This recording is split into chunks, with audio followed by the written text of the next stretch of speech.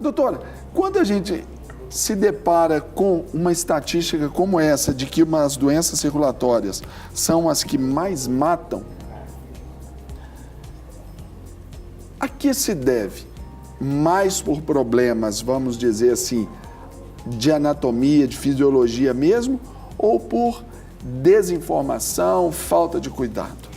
As doenças circulatórias englobam uma gama muito grande de tipo de patologia, de doenças. A gente tem as doenças venosas, as doenças arteriais, linfáticas. Então, por isso que tem uma estatística alta. Existem as doenças que são genéticas, que têm os fatores de risco genéticos, mas existem também a falta de hábitos corretos de vida, a falta de qualidade de vida, uma vida saudável e falta de informação. Às vezes a pessoa vai carregando aqueles problemas silenciosos, né? A doença vai surgindo silenciosamente, sem dar um sintoma, e quando ela se manifesta, já é uma doença mais grave. A gente pode pensar, e isso é um mito ou uma verdade, de que, por exemplo, as varizes são também genéticas. Nós herdamos ali na nossa Constituição. Isso, na verdade, é uma realidade. O principal fator de risco para as varizes é a história genética. Então, se você tem uma família que apresenta muitos casos de varizes no lado feminino, masculino, a sua tendência vai ser aumentada. E aí tem também outros fatores que vão se somando. Por exemplo, desses fatores que se somam, porque quando a gente mostra esses dados, que em 2008 são 10 anos, e o modo de vida, os hábitos de vida, eles mudaram muito, né? A gente, há um tempo atrás, caminhávamos mais, caminhamos menos, ficávamos em movimento mais tempo, agora muito mais tempo assentado. Isso também é um fator importante, e em qual percentual? É um fator muito importante. A gente inclui aí o sedentarismo, falta de atividade física, permanecer muito tempo em pé, permanecer muito tempo sentado sem se movimentar. São fatores que vão se somando de uma forma muito intensa, e a pessoa que apresenta mais fatores, mais risco vai apresentar ao longo da vida, com o passar do tempo. E esses problemas, eles começam a aparecer ou a sintomatizar cada vez mais cedo também, não é, doutor? Cada vez mais cedo, principalmente devido ao hábito de vida. Um fato básico que a gente vê aí é que a população está ficando cada vez mais obesa, com sobrepeso. Isso também reflete nas varizes, na doença varicosa.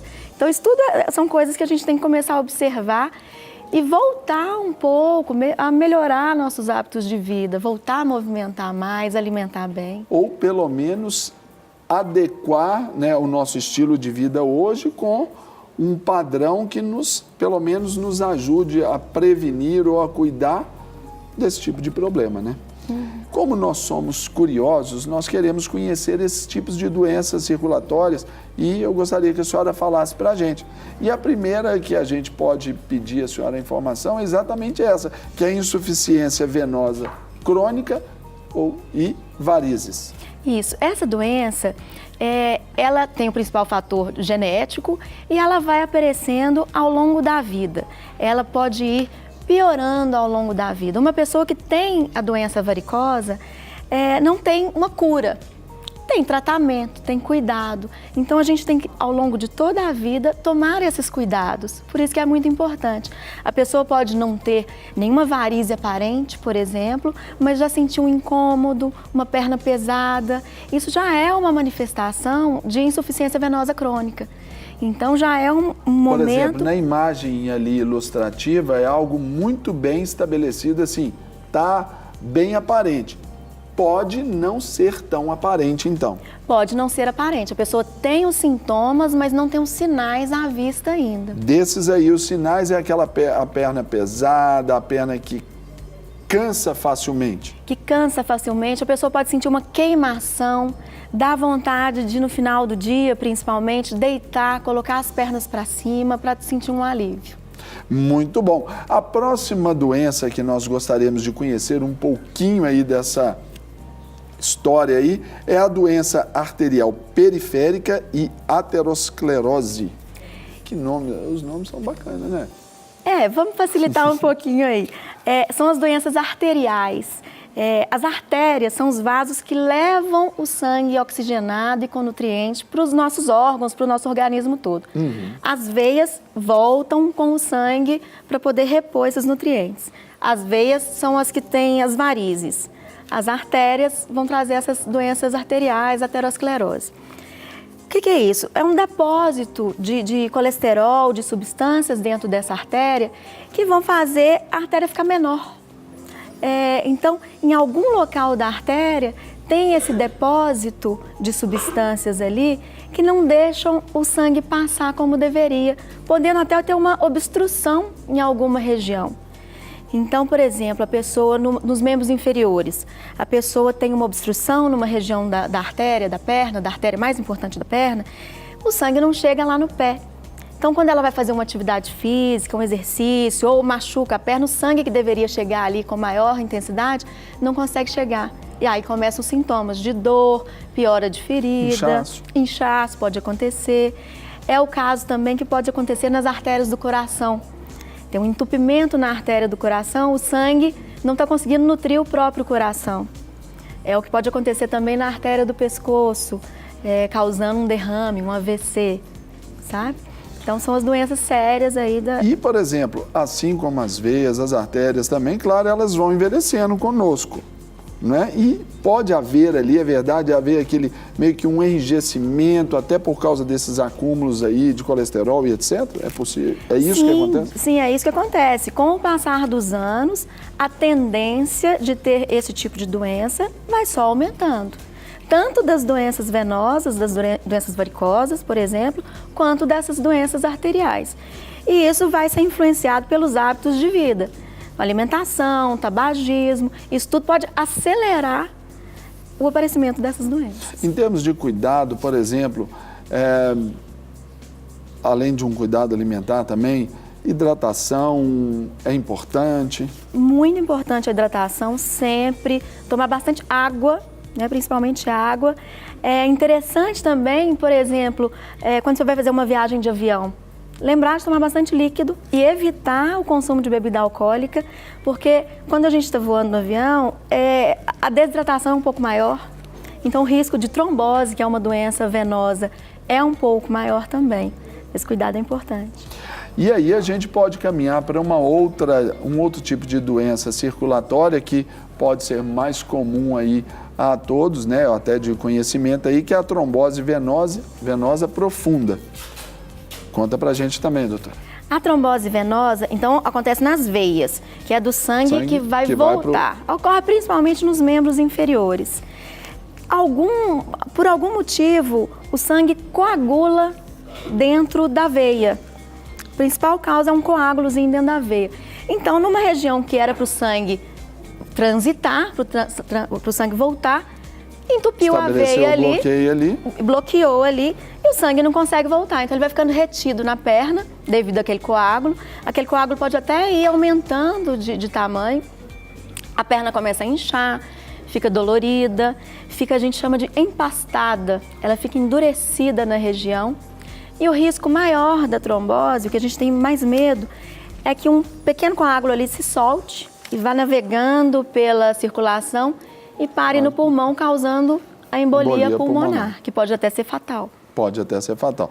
Nesses casos, assim, havendo qualquer tipo de sintoma, é necessário que o pessoal de casa que está nos assistindo, o pessoal aí que já nos assiste, já começa a identificar até essa predisposição genética, os fatores de risco, aí muito tempo sentado, já está sentindo a perna.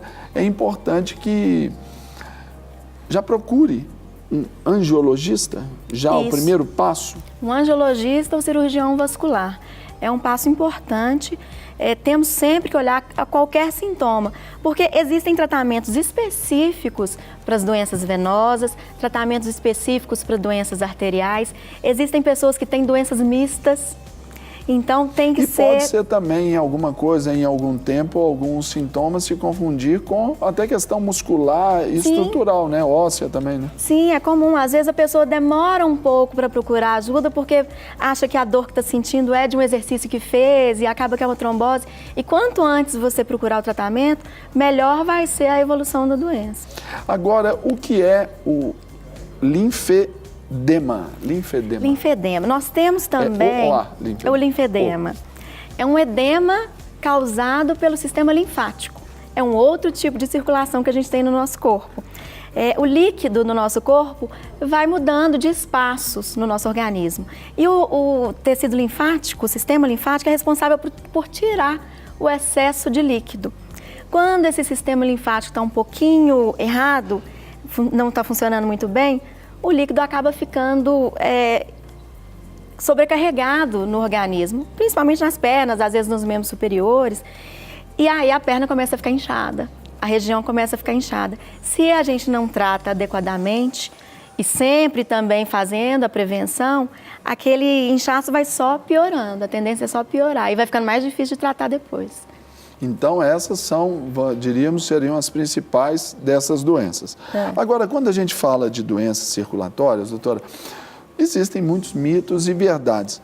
Quais deles aí a senhora poderia enumerar para poder dar essa instrução ao pessoal de casa? Existem vários, por exemplo, o uso de salto alto causa varizes. Muita gente acha isso, fala, nossa, eu usei muito salto na minha vida, então eu enchi de varizes. Não é. Os saltos altos não causam varize. Se a pessoa tem uma vida ativa, se a pessoa movimenta bastante, faz atividade física, usa salto só em um período do dia, o salto pode causar assim, um desconforto, a perna pode inchar um pouquinho no final do dia, mas ele não vai ser o causador de varizes.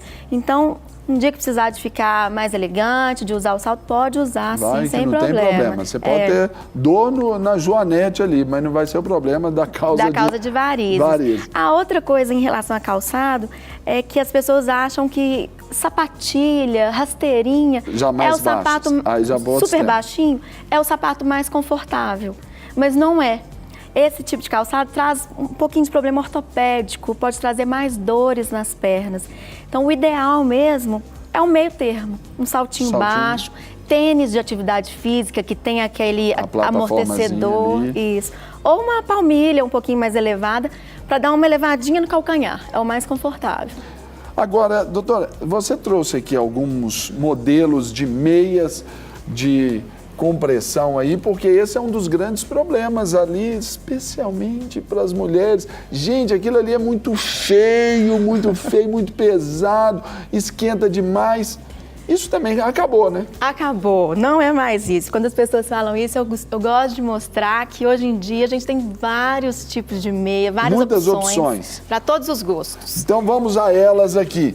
Vamos começar aqui pertinho de mim. Essa daqui é uma meia de compressão para uma atividade física. Isso, uma meia esportiva, ela é uma delícia. Você pode colocar ela durante a atividade física. Ela cobre o pé todo, vai até a região abaixo do joelho. Igual jogador de futebol. Igual jogador de futebol.